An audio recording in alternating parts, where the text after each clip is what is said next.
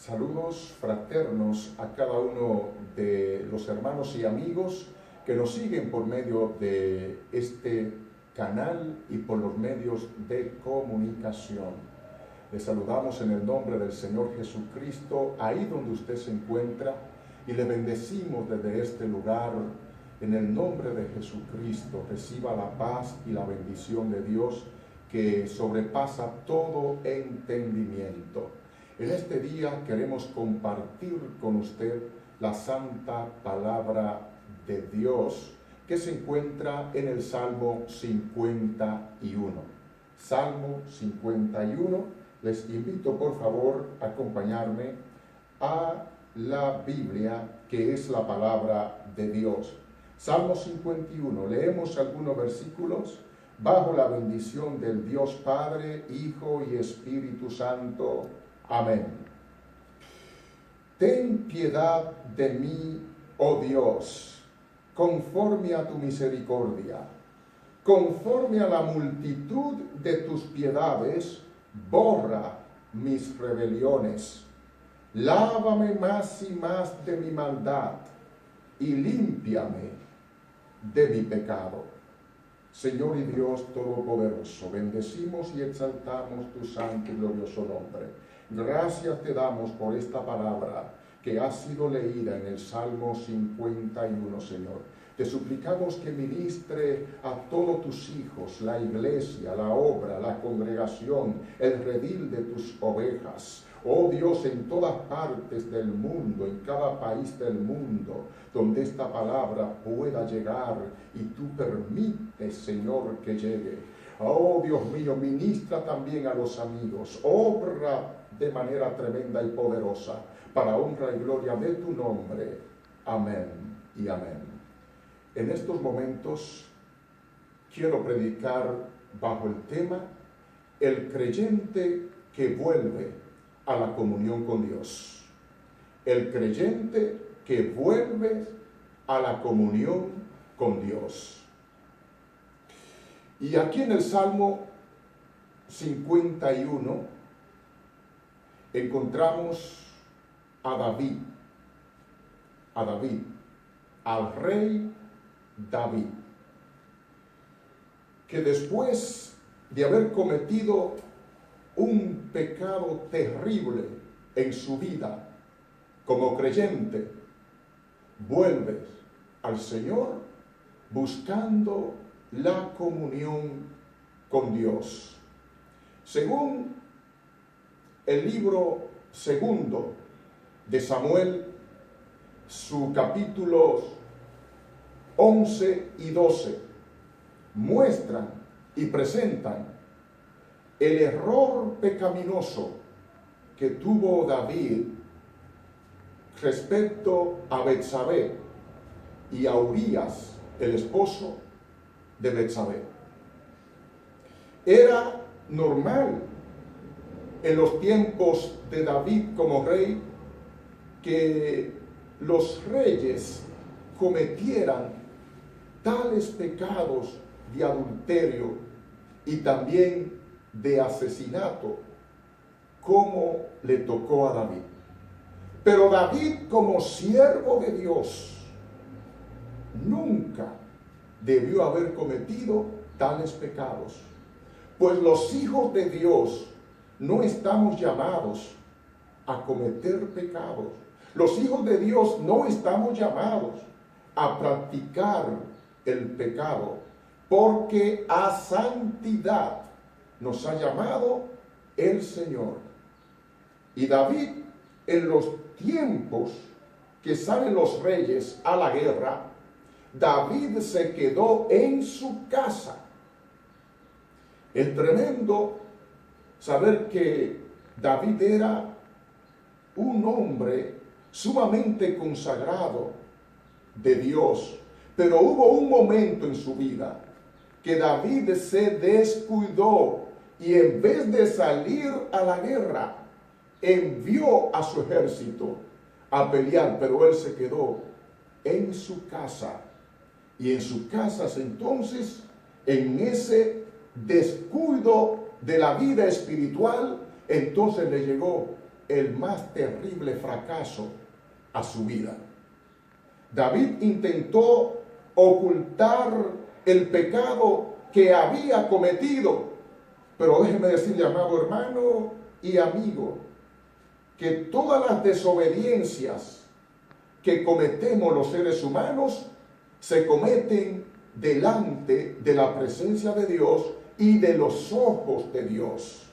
David terminó llevándose a Betsabé para su casa, pero Dios levantó a un profeta llamado Natán, el cual llegó hasta el palacio con el mensaje de parte de Dios, porque Dios sabía lo que había acontecido en la vida de David. Nadie puede ocultar sus propios pecados, sus maldades, nadie la puede ocultar, porque Dios conoce perfectamente nuestra vida y conoce nuestros corazones. Dios conoce nuestro carácter, el Señor conoce nuestra conducta, Él conoce nuestro pensamiento, Él conoce nuestro testimonio, Él conoce nuestro comportamiento. Todo en nuestra vida el Señor lo conoce. La gente que estaba alrededor de David también callaron este pecado, pero el Señor levantó a un instrumento suyo que enfrentara a David.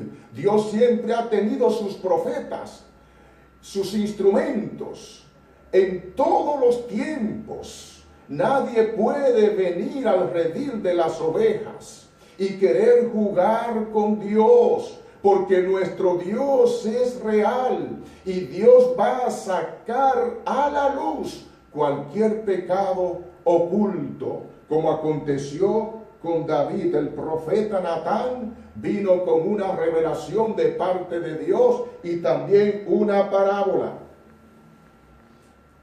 Gloria al nombre del Señor.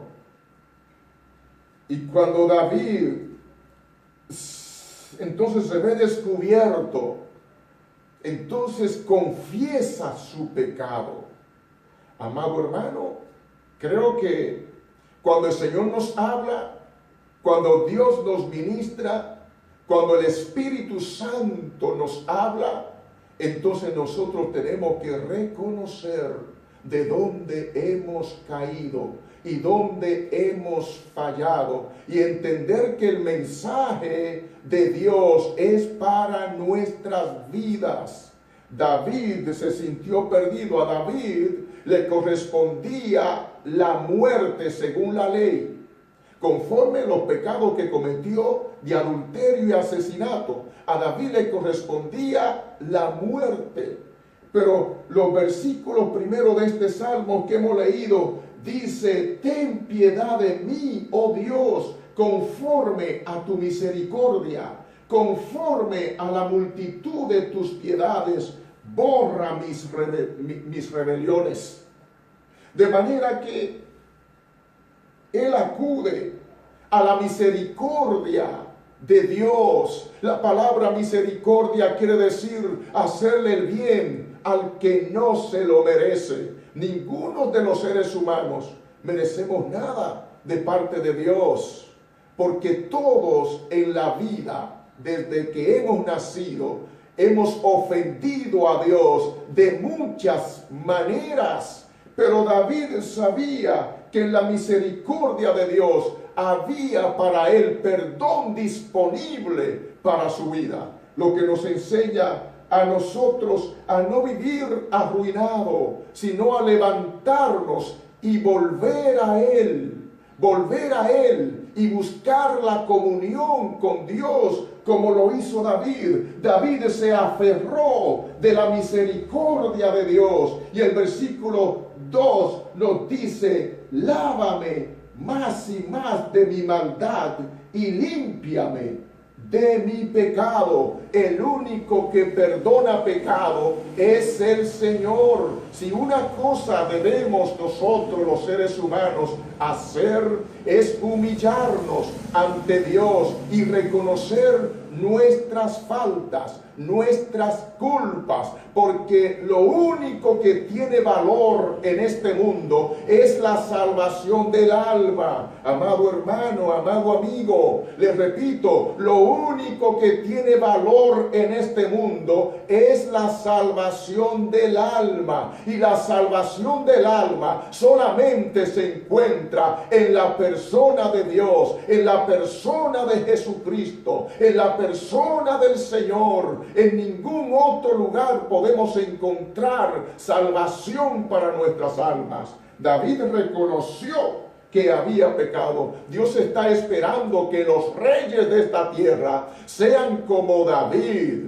Gloria al nombre de Jesucristo. Los otros reyes del tiempo de David, ninguno pensaron en su vida que tenían que humillarse. Pero esta actitud de David nos habla a nosotros. Era un mensaje, la actitud de David era un mensaje hacia los reyes. Ellos no pensaban humillarse, pero el mensaje que David le estaba enviando era el siguiente: yo me voy a humillar, yo sí le voy a pedir perdón al Señor, yo sí voy a buscar nuevamente la comunión con Dios, yo sí voy a confesar mis pecados. Si ustedes no se quieren confesar ante Dios, si no quieren declarar que han pecado, si no quieren reconocer sus fallas, yo sí lo voy a reconocer, porque yo necesito humillarme, yo necesito hablar con Dios, yo necesito experimentar el perdón de Dios, yo necesito nuevamente recuperar el gozo, la alegría, la paz que he perdido, el gozo que he perdido, que yo sé que solamente se encuentra en Dios. Yo me voy a humillar.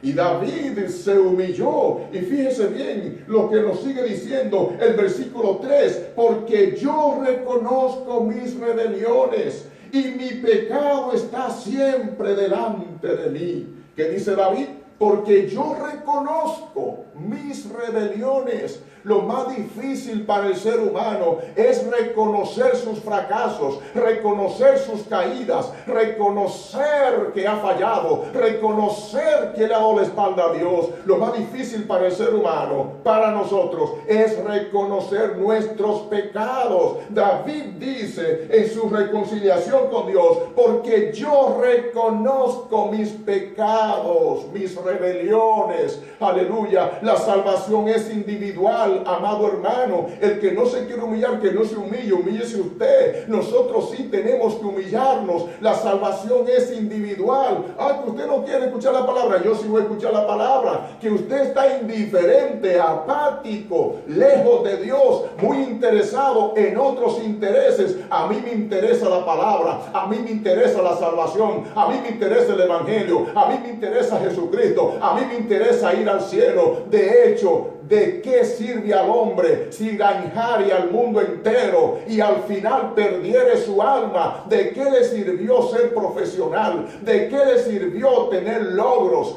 Tener aquí, tener allá y tener millones guardados, casa por todas partes. ¿De qué le sirvió tener un buen hogar, una buena familia? Y estas cosas son importantes, pero hay otra cosa más importante que está por encima de todo, que es Dios, que es tu relación con Dios, que es la salvación de tu alma. David dijo: no, yo voy a ir, yo voy a hablar con Dios y le voy a decir: sí, yo he fallado. Adorado sea el nombre del Señor, porque no hay otra manera, no hay otra forma de conseguir, de adquirir, de recibir el perdón de Dios que no sea a través de la humillación personal. Tiene que haber una confesión. Las Escrituras nos enseñan que si confesares con tu boca y creyeres en tu corazón que Jesucristo es el Señor y que Dios lo levantó de entre los muertos, serás salvo, porque con el corazón se cree para justicia, pero con la boca se hace confesión para salvación. A Jesucristo hay que confesarlo, hay que confesarlo, hay que recibirlo como Señor Señor y Salvador de nuestra alma, para que entonces vengan a nuestras almas tiempo de refrigerio. El Señor quiere traer la alegría que necesitamos, el gozo que necesitamos, la salvación que necesitamos, el perdón que necesitamos y la vida nueva que necesitamos. Jesús dijo: el ladrón no viene sino para matar, robar, hurtar y destruir. Yo he venido para que tengan vida y para que la tengan en abundancia. Solamente Dios, por medio de Jesucristo, puede darnos vida en abundancia. Esa vida abundante que necesitamos se encuentra en el Señor. Oh, cuán corta es la vida en esta tierra y cuán larga es la vida al partir de esta tierra, porque no todo termina en la muerte. En la muerte comienza entonces lo eterno. Cuando morimos, cuando cerramos los ojos aquí físicamente en este mundo, empieza lo eterno, lo que nunca termina. Y David se estaba asegurando de lo eterno. Amado hermano y amigo, asegúrate de lo eterno. Echa mano de la vida eterna.